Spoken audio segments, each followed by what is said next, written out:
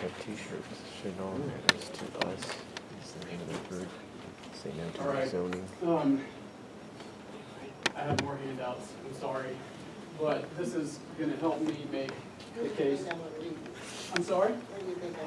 I'm not asking you to read all of this. We're going to go through page by page, and I promise I'm going to go for 6 minutes here. So my name is Elijah. You'd wait till you get to the mic. Yes. Why don't you get somebody else to pass out the handouts? And then, or the person that speaks, it saves time. Nope, can't get that. All right, so my name is Elijah Bolin. Was this handed out to everyone over the weekend? It was. There's some changes. There's an addition, but I'm just using this as my springboard for what I'm going to talk about. So, There's somebody taking over the I'm Elijah Bolin. I'm a pediatric cardiologist at Arkansas Children's Hospital. My wife is a PA. I tell you this because we're not lawyers. We assembled this information without the help of a lawyer, and we have not employed a lawyer to review this information. We oppose the rezoning of Tract 75.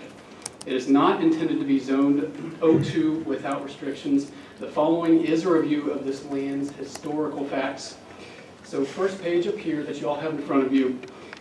In 2010, Ordinance 20296 was established. I've highlighted where the zoning prior to the ordinance is spelled out. It was R2, O2, and OS.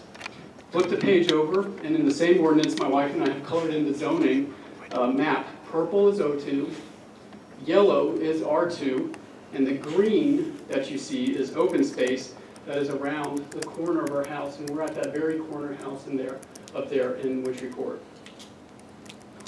This 2010 POD proposed 14 1- to 2-story quiet office buildings on approximately 1.5 acre lots. This is very similar in scale to the surrounding neighborhood, consisting of 1- to 2-story homes on approximately ½ acre lots. The O2 zoning and office type development was allowed to overtake the R2 that was in that ordinance because of the low intensity use proposed in the POD. 3 years passed, and by 2013, the plans for the POD had not been executed. In 2014, my wife and I bought our house and asked the city a simple question: what could happen to the land next to our house? If you look at the next page, we were told, and this is the page from Dana Carney, we were told that by the city that Tract 75 was zoned quiet office, and I've highlighted that quiet office for you.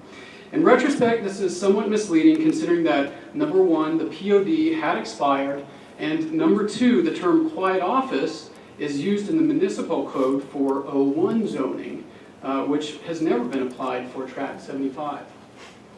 My goal here is not to impugn our city workers who have a difficult and complex job, as I have learned. What concerns me is the widespread and I think erroneous belief that because the POD has expired, it is no longer germane to the argument about this land. In fact, the POD is what allowed the underlying O2 zoning to take over all of Tract 75 in the first place. If the expired POD were to be revoked, Tract 75 reverts to R2 and O2, a fact which has been confirmed by Mr. Bazinski and the staff in an email several days ago. It was not agreed in the 2010 agreement that any legal use of O2 would be appropriate. I think it's important to bring up the history of Tract 14 for comparison, and I'm going to make it a little aside here. Please stick with me. Tract 14 sits directly across from Champagnolle from Tract 75. And if you flip a couple pages forward, this is in the colored maps. It's that C1 right there, across from our the purple O2. It was discussed by you all in the May 9th agenda meeting last Tuesday in regards to this current issue. Tract 14 was used as an example of high-intensity uses of land in close proximity to Tract 75, thus making the case that other high-intensity uses of Tract 75 could be appropriate. I dispute that assertion. It was not mentioned in the agenda meeting that Tract 14 has a veneer of C1 zoning such that its most intense uses, including multifamily dwellings, have been stripped. Those stricken uses from the May 2008 Planning Commission minutes are in the back of your packet. Also, the single-family homes adjacent to Tract 14, that's in Bascom's neighborhood and that's westward, are buffered by a communal park and pool. If multi-family housing is not appropriate for neighborhoods further west within C1 zoning and with a buffering by park and pool, then how's a high-density apartment complex compatible only 150 feet from the homes on our street? By leaving out key details but including others, the owner of Tract 75 is effectively threatened to build a 120-foot tall hospital or other structures proposed, like a proposed complex could go on this site. Next to that, a 3-story high-density apartment covering all 7.9 acres appears to be a good alternative. This reasoning is flawed, however, as it, number one, does not take into account the relationship of the expired POD to the O2 zoning. Number two, does not consider the 6% setbacks in O2 zoning.